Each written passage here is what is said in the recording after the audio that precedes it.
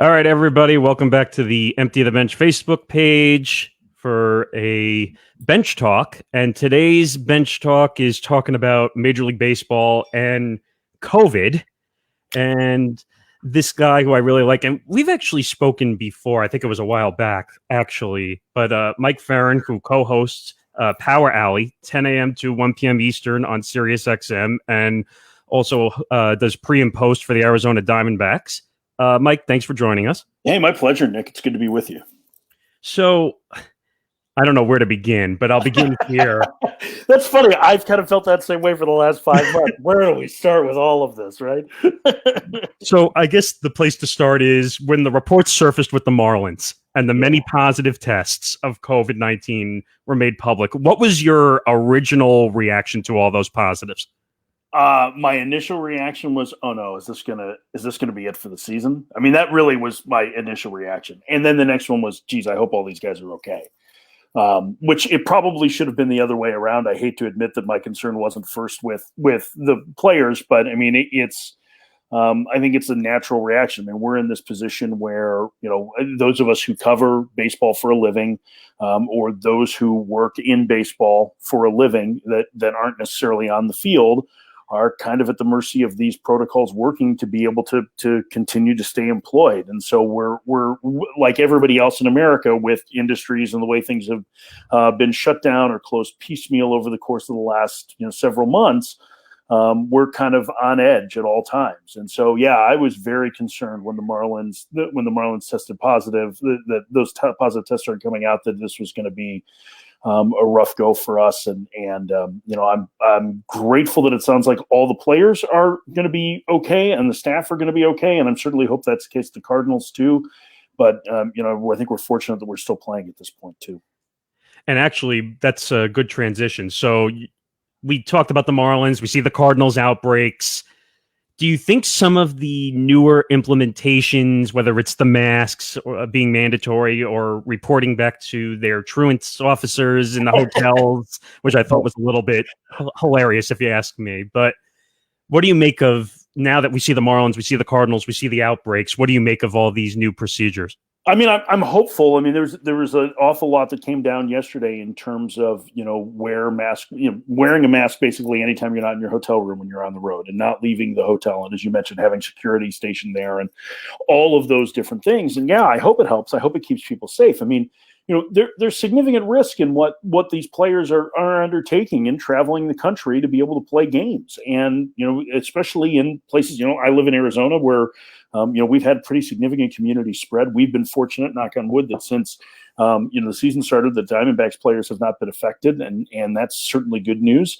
But like, we're also just, you're very concerned that guys and everybody involved in the traveling party are being vigilant in this, just as we should be in our communities. And, I think, you're right. Like the idea of having a security guard seems kind of funny, and it seems kind of weird, or restricting access to large gatherings when people are at home. But it's not unlike what we've seen with masks, right? It suggested everybody wear a mask, and some people said no, and then started creating laws to make it wear a mask because not everybody was willing to follow what was being recommended. So I think, all of those things are, with an idea of getting through these next, couple of months and getting to the end of October potentially as healthy as possible. And I think players and coaches and managers understand that, and they're willing to do what it takes to be able to get there.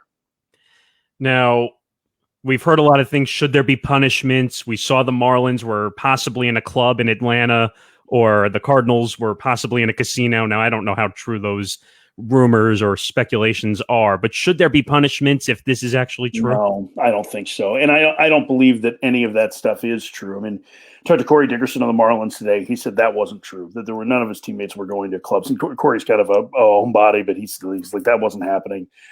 Derek Gould in the St. Louis Post-Dispatch did a pretty good job of trying to track down the information on whether or not Cardinals players went to a casino or whatever. It didn't happen. It does sound like it came from somebody outside the Cardinals organization who was asymptomatic, who had contact with, a player or staff member, and that's what brought it into their clubhouse, which is kind of how all of this tends to start. So even if you're following protocols 90% of the way, then that's what happens. But this is a public health crisis that can impact you if you go to the grocery store, and somebody isn't wearing a mask properly and coughs on you, or maybe they are wearing the mask properly and the biggest particle gets to you and it happens to replicate quickly. I'm not an epidemiologist. I've tried to play one on the radio to some degree over the course of the last 5 months, but there's the idea of punishing players for this is laughable, or coaches or staff, because we don't even know what the entry point was. We know that there were 18 players that tested positive for the Marlins, and that there were 2 coaches and staff. What if it was the staff member that brought it in? We don't know. We don't know where it's coming from. And I think just the idea that, you can punish somebody because they did it, if they're just going about the course of their normal life and they get this ghost that we're fighting, as Corey Dickerson put it, that's really scary. And so to punish people for it, I think it's laughable. Now, we've seen all the games. I think last check, the number was 31 or 32 postponed games at this point. Now, what did we have? A schedule 60 games in 66 days was the number, I think they said. So do you really logistically see them making these games up, or where do you see that falling? I think they're going to try and make up as many of them as they can. I think, when you look at the way the schedule is built with this regional schedule, right, where you're playing only teams in your division and then, in the same division of the other league, it does make it a bit easier to make that up. And so, in the case of the Cardinals, they have 3 extra games with the Brewers. I think they still play them 7 other times. I think that's fairly easy to make up. It's a little bit tougher with a team like the Phillies, maybe, or, with the Marlins, who missed so much time, but they're going to do their best to get as many of these games in. And I do think that we have to be willing to be flexible, and that on the final number of games played, that 60 games isn't necessarily sacrosanct. In 1981, when we had the split season and the strike, not every team played the same amount of games. Winning percentage was what decided it. And I think the commissioner has kind of gone on record as saying that that's what the plan would be this year. But my guess is they're going to try and get as many of them in it as possible. But I just, let's just keep playing. Let's keep everybody. Well, first of all, let's keep everybody safe. Then let's keep playing, and we'll see where we go from there. So the big speculative topic has been bubble cities. Now, we've seen the NFL doesn't want to do it. The NHL has done it with 2 cities. We've seen the NBA has actually been positive, for lack of a better term, positive with no tests. Right. It gets tricky when you try to throw that out, right? Yeah. Right. So I think since July 29th, they've actually had 0 positive tests inside the bubble. Now, do you see in any possible way, maybe not for this season, but for next season, maybe MLB plays in a bubble? Because you told me earlier before we started that Arizona being a hotspot where you are, or Florida or California, wherever you want to choose, could you see a bubble situation? So they floated ideas of kind of bubble plans or hub plans early on. And part of the issue at that point was the Players Association. The players weren't all that keen on leaving their families for what looked like it would be 4 or 5 months to be able to play at a bubble. And I think that's where you run into the issue. Now, obviously, we're going to play, knock on wood, a 2 months regular season and then the postseason. So it would be a little bit different now, but the path was already chosen to go try and do it in every ballpark. There is a provision in the operations manual that allows the commissioner to move the postseason to neutral sites. And Evan Drellick wrote about it in The Athletic yesterday, and I think that that's something that they absolutely will consider. And I would not be surprised if that's something when we get to the middle of September that they end up deciding to do. If it looks like we're going to have a postseason, then I would not be surprised if we end up doing that, putting teams in that kind of bubble. It won't be a natural bubble because it's not like you're going to be able to test and wait 2 weeks to clear everything and be in, but to at least put it into some sort of more confined environment. That I would not be surprised at, unless all of a sudden there's something crazy that happens over the next 2 months, and we see the percentage of COVID cases go way down because mask wearing and social distancing is taken very seriously and whatnot. So I think that's reasonable. As for 2021, it's tough to play the entire season like that. But I think you raise what is a really interesting question. I think we're working under this assumption, well, we're going to have a vaccine and everything's going to return to normal. And I think it's dangerous to assume that based on what the history of vaccines are, how long they take. I know there's a lot of different companies that are trying to do it, but there are different phases of their approval process. And so you're right. And I think this is one of the things that the league is concerned about is, is 2021 really going to be normal from the outset? I would think that if they're going to do it similar to this, that would be the plan for 2021.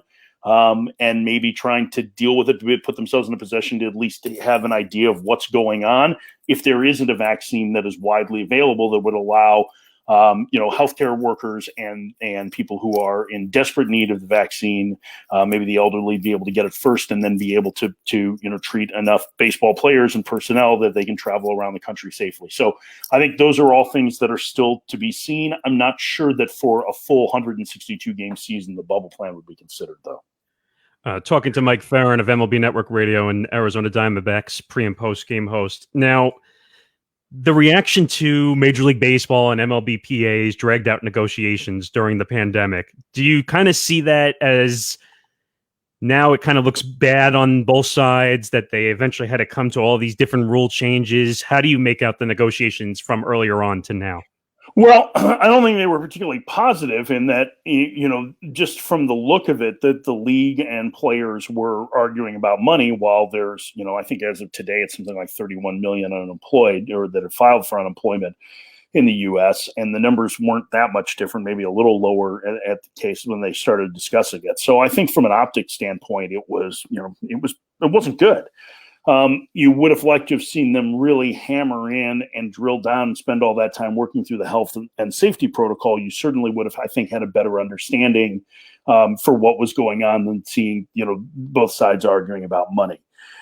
So I think, that definitely, impacted, I think, their relationship and the way things went. It's not a big surprise. I mean, we tend to have this between labor and ownership in any collective bargaining dispute or negotiation. And we're likely heading to another, significant negotiation at the beginning of December in 2021 when this current collective bargaining agreement expires. But, I just saw the Forbes story today about, they looked at the 29 U.S. Teams, and 19 of them have significant increases in their television viewing on their RSNs. The 10 that have declined, some of them are teams that are going through pretty significant rebuilds, like the Mariners, or I'm trying to think who was another one that was on there. But at any rate, they were teams that Pittsburgh, I think, was another one that had pretty low totals.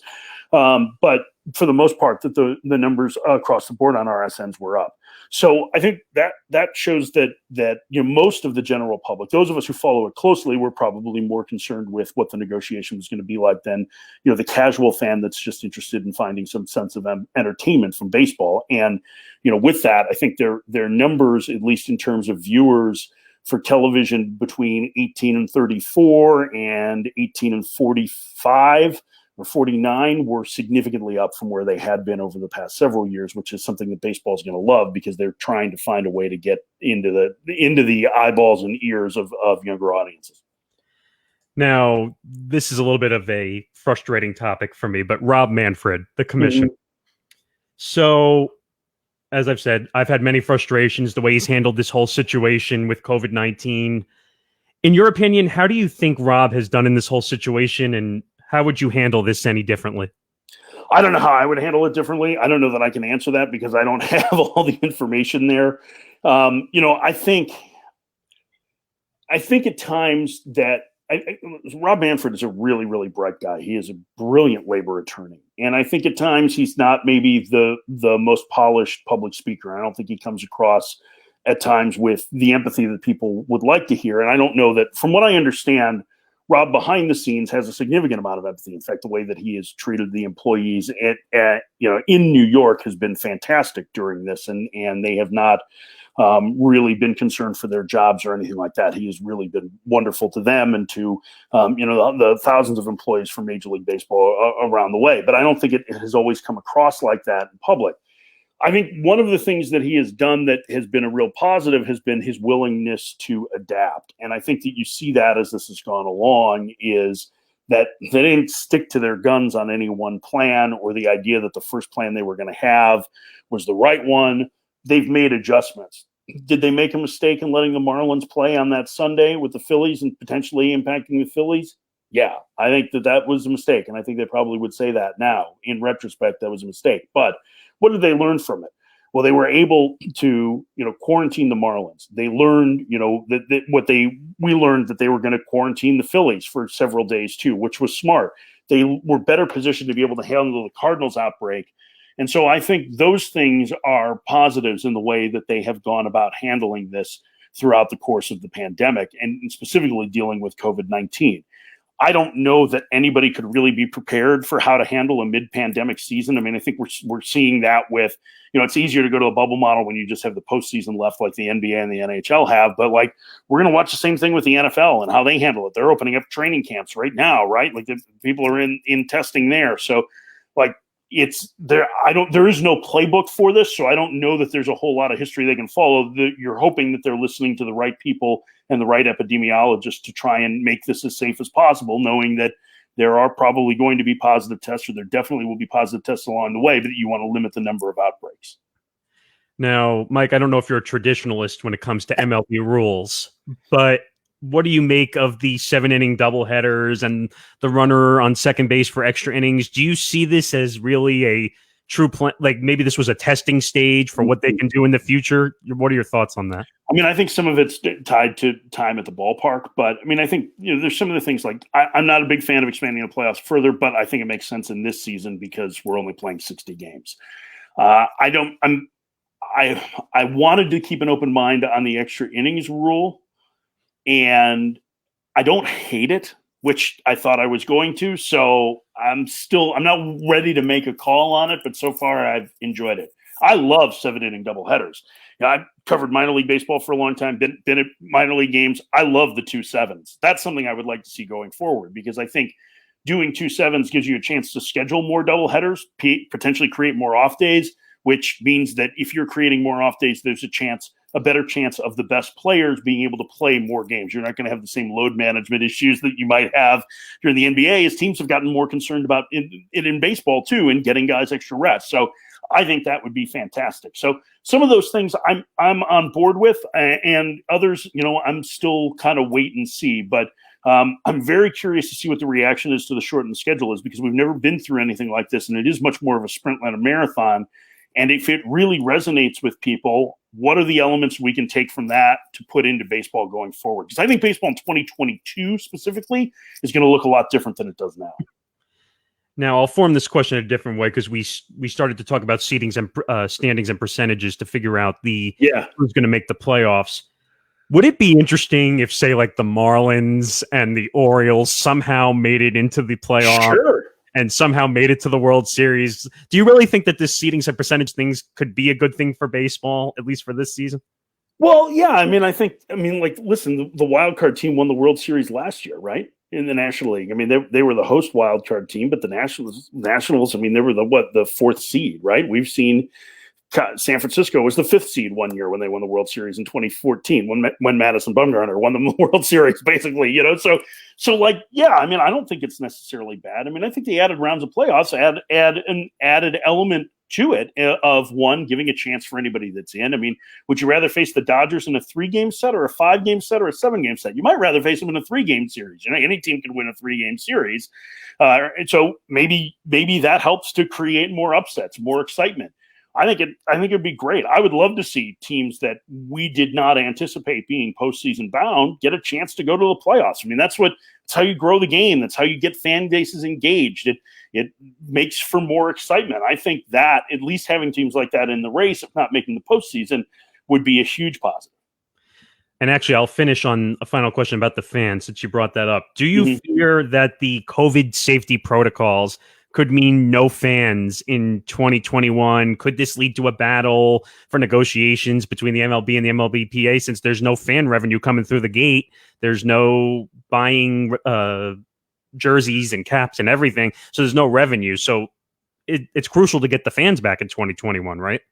Yeah, I mean, I think it is crucial to get them back and to get them involved, but it's also crucial to keep the general public safe. So, I mean, I think that's the biggest thing. And I think when you look at it going ahead, I don't know what the schedule is going to end up being like. I mean, we know what's been released. I don't know what the negotiations are going to be like with the players and the owners. If it doesn't look like there's going to be able to be 8 fans, maybe it'll be a limited amount to open the season. Who knows? we've learned so much about this virus since the end of December. It's really quite remarkable. And I think with the changes in protocols that you've seen, I think that's science reacting to the more information that they know. I can't help but think that by the time we get to when spring training is supposed to open in the middle of February, another 6 months from now, that we won't have more information and a better idea of how life is going to be in 2021. So I think all of those things are kind of TBD. They remain to be seen. But I think that there is certainly a desire among everybody to be able to play a full season next year, and I do think that the financial impact that the game is having, it has had this year, is going to end up impacting roster moves, free agency trades this winter, which will be very interesting to follow. And would you put an asterisk on this season or no? No, I mean, 162 is a random number anyway. So I know. I think it's to me, and I actually have a very strong opinion on this. I think it is really anti-player and anti-respect to the players to say, well, you get an asterisk on this because you only went out and played 60 games and then had to win 4 rounds of playoffs to win the World Series. I think that's really laughable to me because these guys are competitors. They want to win. That's what they're paid to do. They're paid to win. They're not just going through the motions. They're going out there and they're competing at the highest level. It's not their fault that they lost more than 100 games to a pandemic, and so to go in there and say that there's an asterisk on the season because we didn't play this pre-subscribed number of games is foolish. We didn't do it in 1972 when there was a work stoppage. We didn't do it in 1981. We didn't do it in 1995. Maybe those numbers were over 100, and so it looks different. Who cares? It doesn't matter. Players, it's so disrespectful to players to say, well, we're going to put an asterisk on this season because you didn't play this prescribed number of games. Forget it. That to me is asinine. He is Mike Ferrin of MLB Network Radio. You can hear him on Power Alley, 10 a.m. to 1 p.m. Eastern with Jim Duquette. And also he's the Arizona Diamondbacks pre- and post-game host. MLB and COVID, hopefully we make it through the whole season and we don't have to put asterisks on anything. No kidding. Thanks, Mike. Yeah, Nick, stay safe.